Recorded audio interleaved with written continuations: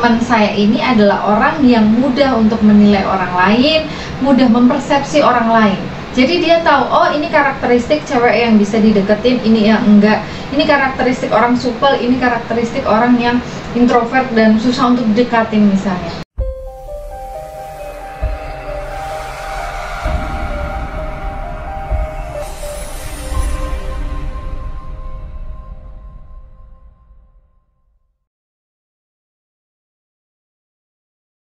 Bismillahirrahmanirrahim. Assalamualaikum warahmatullahi wabarakatuh. Alhamdulillah, bertemu lagi dengan saya Destina Religia Mujahidah di channel Emak Bangsa. Kali ini kita akan membahas tentang persepsi sosial. Apa itu persepsi sosial? Menurut Baron dan Byrne dalam bukunya Psikologi Sosial, persepsi sosial itu adalah cara yang kita gunakan untuk dapat memahami orang lain. Ada contoh nih, satu ketika saya S1 dulu, ada teman saya yang itu dianggap pintar untuk membaca perempuan. Maksudnya seperti apa?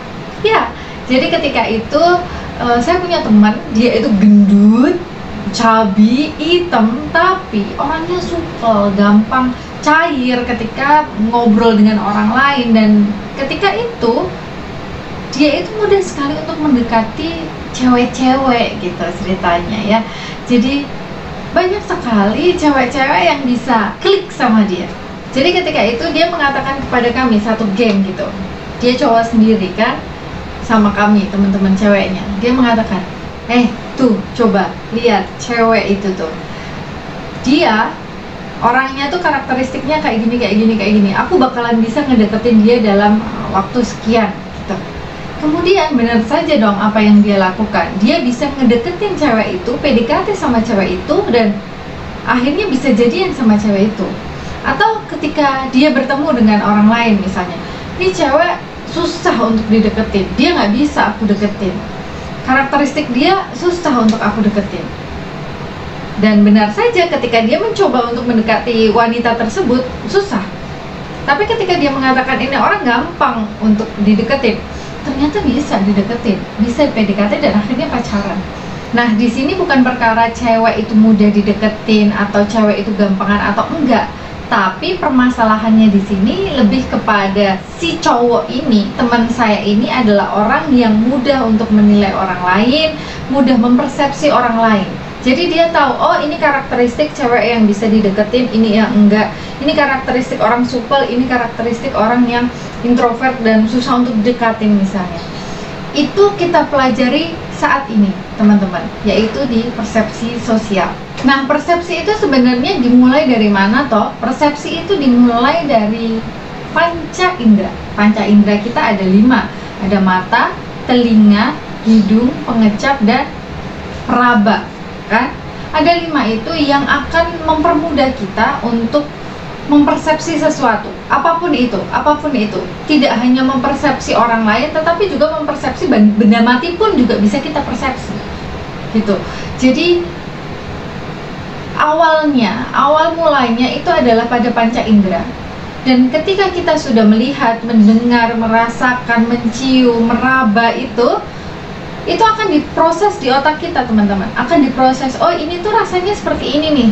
Misalnya melihat sesuatu yang menyedihkan, kemudian rasa sakit di hati itu ada. Atau ketika mendengar sesuatu yang itu ngeselin, bikin kita marah, rasa di hati itu juga ada. Dan semua itu diawali dari panca indera. Persepsi itu diawali dari panca indera, perlu digarisbawahi di situ. Kemudian setelah masuk di panca indera, kemudian akan diolah, diproses di otak. Dan ketika sudah diproses di otak, itu akan menimbulkan makna atau persepsi. Oh ini tuh rasanya seperti ini nih. Oke, misalnya seperti ini aja deh teman-teman. Misalnya kita punya teman, dan teman kita itu ngomongin kita di belakang. Kita mendengarnya langsung dari mulut dia ngomongin kita di belakang. Oke, panca indera tuh, pendengaran, salah satu panca indera kita. Pendengaran, kita melihatnya, kita mendengarnya, kemudian diproses di dalam otak. Oh, kok dia kayak gitu ya? Kok dia melakukan hal itu? Aku salah apa gitu? Diproses di otak. Aku salah apa? Kenapa dia melakukan hal itu ke aku? Kemudian setelah ada pemrosesan di otak, baru akan menimbulkan makna. Oh, berarti selama ini dia melakukan itu ke aku, ini baru mungkin pertama kali dia lakukan, dan oke, mending aku menjauh aja dari dia daripada aku sakit hati lagi. Oke, mending aku cukup diam karena waktu yang akan membuktikan siapa aku dan siapa dia. Dan ya sudah, biarlah dia anjing menggonggong kafilah berlalu, misalnya seperti itu. Dia EGP misalnya, apa yang dikatakan oleh temannya itu, misalnya seperti itu. Nah, berarti sudah ada 3 step nih, 3 step yang ada di sini. Yang pertama, ditangkap dengan panca indera yaitu telinga, diproses di otak kenapa dia melakukan kayak gitu, kemudian kita mempersepsikan atau memberikan makna. Oke, berarti aku enggak main lagi sama dia, aku menjauh dari dia daripada aku sakit lagi. Begitu ya teman-teman. Jadi prosesnya tuh kayak gitu, menekankan 3 proses itu, lebih kepada 3 proses itu, gitu ya. Nah, kemudian teman-teman, setelah kita membahas tentang proses persepsi itu seperti apa, ada juga syarat yang harus ada sebelum persepsi itu muncul. Jadi ada syaratnya. Yang pertama apa? Yang pertama adalah objek yang dipersepsikan itu harus ada. Ya, harus ada teman kita yang gerenengi kita atau ngomongin kita di belakang, harus ada gitu. Kemudian yang kedua, harus ada panca indera, entah itu penglihatan, pendengaran, perasa, peraba, atau penciuman. Kalau penciuman lebih sedikit kali ya. Dan itu bisa lebih dari 1 gitu. Nggak harus cuma 1 mendengar tok, mendengar apa yang dikatakan teman kita ketika ngomongin kita di belakang, tetapi juga bisa melihatnya.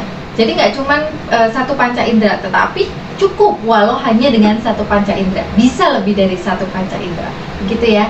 Kemudian yang ketiga, syarat persepsi itu adalah ada perhatian gitu, ada perhatian. Kalau misalkan kita nggak ada perhatian atau atensi terhadap objek yang kita persepsikan, berarti tidak akan ada persepsi. Contohnya ya teman-teman ya, misalkan kita tahu nih di kantin ada teman kita yang ngomongin kita di belakang, ngomongin yang nggak baik tentang kita di belakang sama temennya yang lain, tetapi nggak ada perhatian di situ. Dalam artian misalnya kita buru-buru kuliah gitu, jadi ke situ ke kantin, kita cuma mau ngomong sama teman kita, ayo buruan dosennya sudah datang, kita harus segera masuk kelas. Dan ketika kita nggak ada perhatian terhadap apa yang dibicarakan, oke mungkin dengar pembahasan tentang kita, tapi kita nggak ada perhatian karena kita buru-buru gitu ya, buru-buru ngajak dia masuk ke kelas biar dia nggak telat gitu. Nah, karena tidak ada perhatian dia ngomongin apa, sekilas aja tahu obrolannya, oh iya ini lagi ngebahas tentang seseorang, nggak ngeh kalau itu kita, maka persepsi itu tidak akan pernah terjadi. Jadi ada 3 syarat itu ketika persepsi itu dapat muncul, begitu ya teman-teman ya. Oke, coba teman-teman, gambar ini kira-kira teman-teman persepsikan sebagai apa? Ada yang mengatakan ini gambar harimau dan juga gorila. Tetapi ada juga yang mempersepsikan ini sebagai pohon. Ada pohon, dan yang lain itu ya kayak udara bebas gitu, langit-langit misalnya atau apalah. Jadi tergantung orang mempersepsikan itu sebagai apa, sebagai pohonkah atau sebagai harimau dan juga gorila. Kemudian gambar yang kedua, teman-teman mempersepsikan sebagai apa? Ketika kita mempersepsikan itu sebagai bunga, mungkin orang lain akan mempersepsikan itu sebagai wajah seseorang, wajah seorang wanita. Oh enggak, aku mempersepsikan di situ ada bunga, ada kupu-kupu. Bunganya itu ada bunga yang mekar, ada bunga yang kuncup gitu ya. Tetapi ada juga yang mempersepsikan ini sebagai wajah. Ada yang mempersepsikan ini sebagai bibir. Ada yang mempersepsikan ini sebagai alis. Ada yang mempersepsikan kupu-kupu ini sebagai hidungnya. Kemudian daunnya ada mata dan juga alisnya. Jadi persepsi setiap orang berbeda-beda. Lebih jelasnya di gambar selanjutnya teman-teman. Ada orang yang mengatakan ini angka 9. Ada yang mengatakan ini adalah angka 6. Jadi sesuai dengan perspektifnya masing-masing gitu. Sesuai dengan apa? Ya apa yang dia lihat di sini. Dalam hal ini panca inderanya adalah penglihatan. Kemudian apa yang selama ini ada gitu ya, orang guru-guru TK-nya mengatakan bahwa ketika kita melihat dari angle ini, maka ini adalah angka 6, tetapi ketika kita melihat dari angle yang lain, maka itu adalah angka 9. Oke, dari situ dapat disimpulkan bahwa persepsi itu juga dipengaruhi oleh pengalaman masa lalu kita, oleh background keilmuan kita. Dulu ketika kita masih kecil, kita masih TK, kita masih SD kelas 1, kelas 2, bukannya tidak mungkin ketika guru-guru kita mengatakan angka ini itu adalah angka 2 misalnya, dan kita akan mempersepsikan itu sebagai angka 2. Ya nggak? Jadi tergantung dengan apa yang selama ini kita dapat juga dari lingkungan kita, dari guru-guru kita, dari pendidikan kita. Jadi jangan sampai kita itu sebagai orang yang berilmu, sebagai orang yang memiliki ilmu pengetahuan dan berpendidikan itu mudah menyalahkan orang lain. Karena apa? Karena sejatinya teman-teman, persepsi seseorang itu dipengaruhi oleh lingkungan sekitarnya juga, oleh apa yang dia pelajari saat di masa lampau, di masa lalunya dia seperti apa. Jadi jangan mudah kita untuk menilai sesuatu dengan membabi buta, atau kalau pertemuan kemarin kita bahas berpikir secara heuristik, kemudian kita mempersepsi seseorang dengan tanpa babi bu, tanpa konfirmasi dan cenderung sepihak. Tidak adil itu namanya. Nah, kemudian teman-teman, hal lain yang perlu digarisbawahi selain mengenai proses persepsi, bagaimana seseorang dapat mempersepsi yang dipengaruhi oleh background keilmuan kita, background masa lalu kita, juga kita perlu menggali lebih dalam bahwa persepsi kita saat ini itu akan mempengaruhi persepsi kita di masa mendatang. Misalkan ketika kita bertemu dengan orang Batak, berinteraksi dengan orang Batak, kita sudah coba netral nih. Oke, aku nggak mau mempersepsi dia sebagai orang yang buruk misalnya, sebagai orang yang kasar, cenderung urakan dan lain sebagainya. Misalkan seperti itu. Nah, kemudian kita ternyata dilukai oleh dia, gitu, dilukai oleh dia. Akhirnya kita menilai bahwa semua orang Batak itu jahat, semua orang Batak itu mudah melukai orang lain. Padahal belum tentu. Banyak sekali orang-orang Batak yang itu kece-kece banget, yang mereka baik hatinya minta ampun.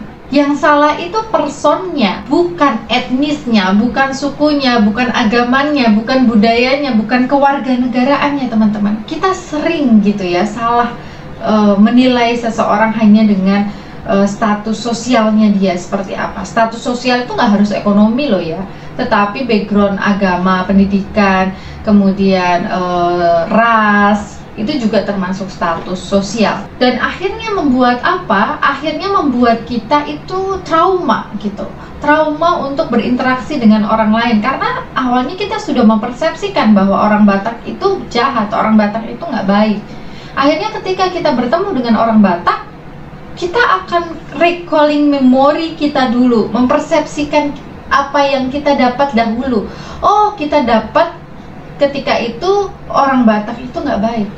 Ketika kita ublek-ublek memori kita ketemu, oh aku dulu ketemu si X, dia orang Batak dan dia itu jahat sama aku. Padahal belum tentu seperti itu. Nah, penekanannya di sini selain pertama kita menggunakan panca indera untuk mempersepsi orang lain, kemudian persepsi itu juga dipengaruhi oleh background pendidikan, budaya, kemudian agama, latar belakang sosial kita juga dipengaruhi oleh hal lain. Apa itu, teman-teman? Persepsi kita di masa lalu terkait objek yang kita persepsikan. Ketika objek yang kita persepsikan itu sama gitu ya, maka kita cenderung akan recalling memori itu dan kita akan copy paste itu ke objek yang sama di masa ini. Itu hal yang perlu kita perhatikan bersama. Oke, mungkin cukup sekian apa yang kita bahas hari ini mengenai persepsi sosial. Insya Allah next video kita akan membahas tentang faktor-faktor dalam persepsi sosial itu apa saja. Kalau teman-teman merasa video ini bermanfaat, boleh like, share, dan juga subscribe. Jika ada pertanyaan, boleh tulis di kolom komentar atau DM saya di Instagram This is Emak Bangsa. Di Instagram saya juga ada link yang itu terhubung langsung dengan WhatsApp bisnis saya, ada dengan email saya, Google Scholar, dan lain sebagainya. Bila taufiq wal hidayah. Assalamualaikum warahmatullahi wabarakatuh.